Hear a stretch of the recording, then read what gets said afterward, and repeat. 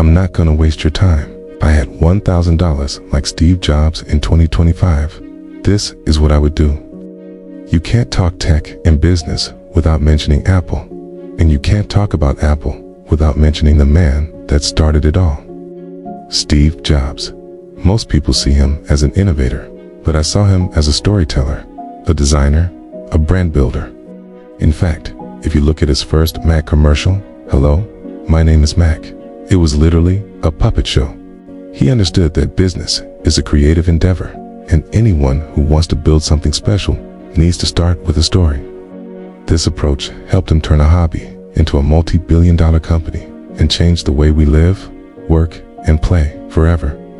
So let us pretend that it's 1984 and you drop Steve Jobs off at a modern-day Walmart with $1,000 and tell him to go make something happen. What would he do? Well, for those of you that have been following along for a while, you already know the answer, because I've been studying him for over a decade now. Okay, but for everyone else, here are 3 things he would do with that money. First, he wouldn't try to build the next big thing. Instead, he'd build a movement. When the personal computer was invented, there were thousands of companies trying to cash in on this new trend, but only a handful of them survived. It's because they tried to chase the trend instead of starting a movement. A trend is a popular idea that lasts for a few months or years. A movement is an idea whose time has come and will last for decades. Now, some of you might be thinking, but how could he know what movements will last? How do I know what will last? You don't. Can't predict the future, but you can identify patterns from history and combine them with common sense to figure out where things are headed. For example, when the internet arrived in the 90s, everyone thought it was a fad, even though there was data that proved otherwise. Because Steve Jobs didn't chase the trend, he chased the movement, and that's why he made the Macintosh. The graphical user interface that made the Mac special wasn't popular at the time. In fact, it was risky, and most of his colleagues thought he was crazy. But he saw an opportunity to make something beautiful out of something that most people overlooked. That's the first thing he would do. Look beyond the obvious and find beauty in the overlooked. The second thing Steve would do is focus on building a digital brand.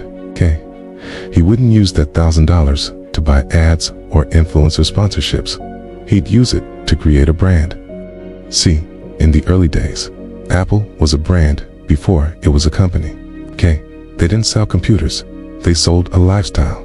And that's what brands do. They connect with people on an emotional level and get them to buy into a certain lifestyle. To do this, in 2025, you need to build a digital brand, and there are only 3 ways to do that: storytelling, visual design, and bold messaging. And all 3 of these things cost $0. Let me give you an example.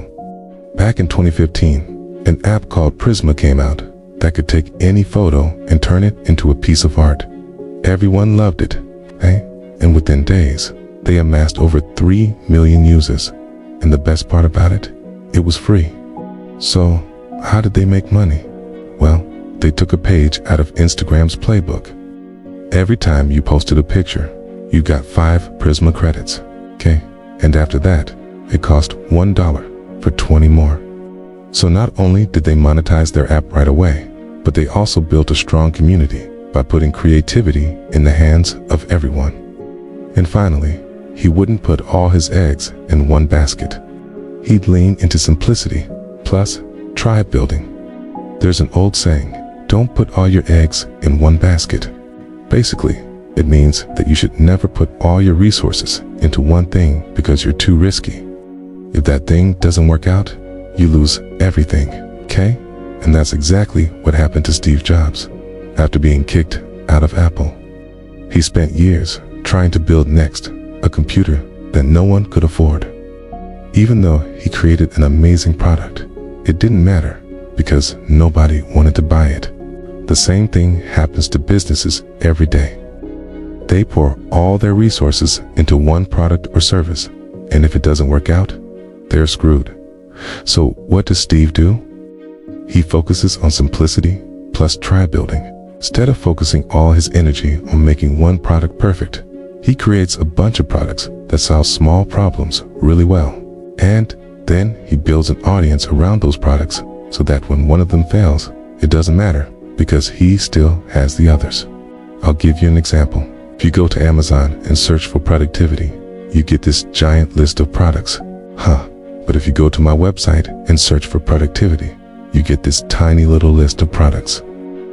That's because I'm building a tribe of people who care about productivity and efficiency. And the cool thing about tribes is that once you build them, they help you build more stuff. Take the iPad, for example. It wasn't an overnight success. In fact, it took a few generations to get it right. But because Steve Jobs built such a loyal following, people were willing to give it a chance. And that's what he would do if he had $1,000 today. Focus on simplicity plus tribe building. Now, I know what you're thinking. This is all well and good, but how do I do it? Well, let me give you a simple framework that you can follow. Step number 1 is to choose a topic that you're passionate about. You're not going to be able to stick with something if you don't enjoy it. So pick something that you love.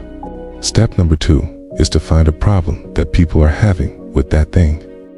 Once you've identified the problem, think about how you can solve it in the simplest way possible.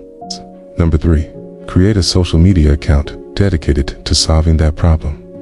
Share your knowledge for free to build an audience. Number 4, identify pain points that your audience is experiencing. Pain points are things that are stopping them from getting the results they want. And finally, step number 5, create a product or service that solves that pain point. This could be a physical product, a digital product, or even a paid service. Is that it solves the pain point and makes your audience's life easier. Now, here's the thing. None of this will work if you don't have the right mindset. You need to be willing to learn from your mistakes and keep pushing forward no matter what. Here's an example. Let's say you want to help people get better at playing guitar. You could create videos showing people how to do it. But that wouldn't make you any money. So you could try selling guitar lessons online. That would make you some money, but it wouldn't be very scalable.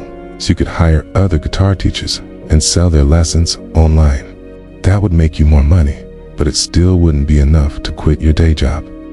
That's where the mindset comes in. You need to be willing to experiment and try new things. Maybe you could create a mobile game that helps people learn how to play guitar.